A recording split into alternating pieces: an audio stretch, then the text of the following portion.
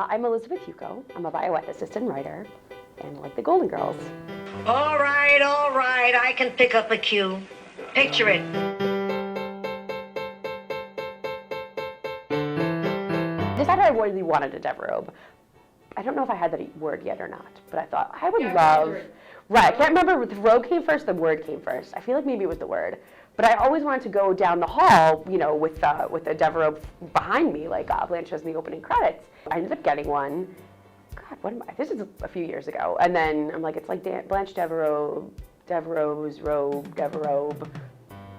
It was born. And then this boar neck, it's pretty much exactly the same thing. I was like, Dorothy always wears cowl necks.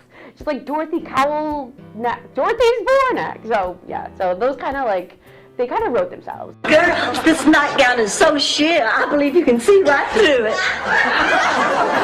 I was shopping with my sister a few months ago, and she was like, that dress you have on looks familiar. I said, I know, it should look familiar. And she's like, that is Blanche's bedspread. You bought something specifically because it looks like a sitcom character's interior design. I was like, when you put it like that, it sounds weird, but yeah, no, I definitely did. Good night, Rose.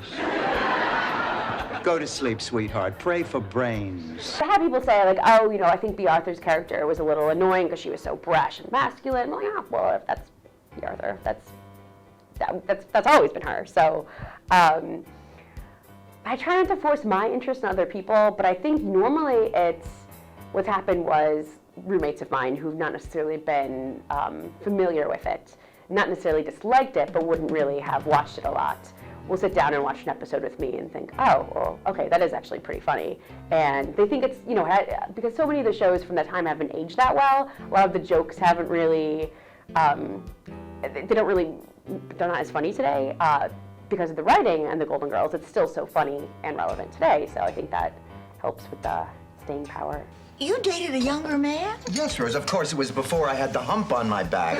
I love the Case of the Libertine Belle, the murder mystery episode, which I think is like a pretty common favorite.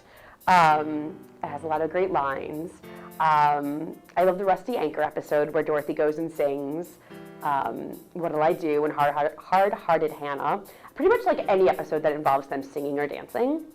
So the Henny Penny musical is amazing. The dance-off is fantastic. When they take the tap dancing lessons is good. I love Thanks for the Medicare. Miami is Nice, Cuter Than an Intrauterine, which I did perform very briefly. Because I mostly work in reproductive ethics, so that kind of is a special place in my heart. And I will I have written that in numerous birthday cards, that you're cuter than an intrauterine. Who's gonna keep after us and make us linguini and tell us stories about Sicily? I don't know, Rose. Maybe Mary Poppins has an Italian cousin. I would have to say I'm mostly Dorothy with probably a dash of Sophia. I don't have Blanche's confidence or her unparalleled ability to please a man. Oh, silly, those are my initials. Blanche Elizabeth Devereaux. Your initials spelled bad? And Rose, she's nice, but I don't know, a little on the naive side. But yes, so if I had to pick one, it would be Dorothy, probably.